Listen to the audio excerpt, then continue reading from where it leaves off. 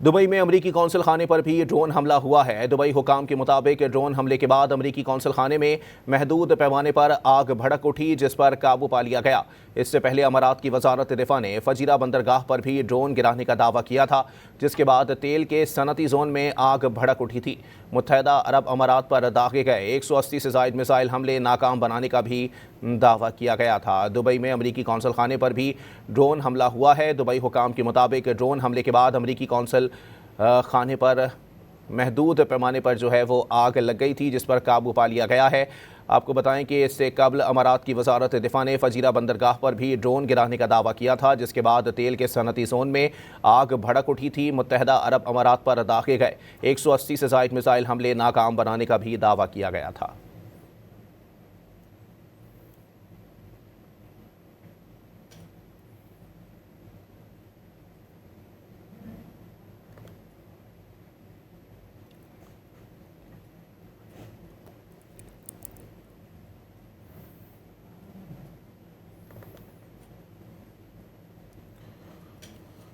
और अब आपको बताएं कि दुबई में अमरीकी कौंसल खाने पर ईरानी ड्रोन की जानिब से हमला किया गया है। ड्रोन हमले से कौंसल खाने की इमारत में आग भड़क उठी।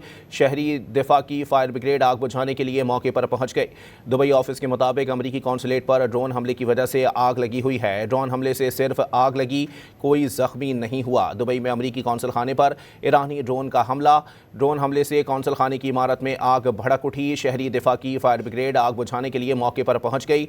दुबई ऑफिस के मुताबिक अमरीकी कौंसलेट पर ड्रोन हमले की वजह से आग लगी हुई है।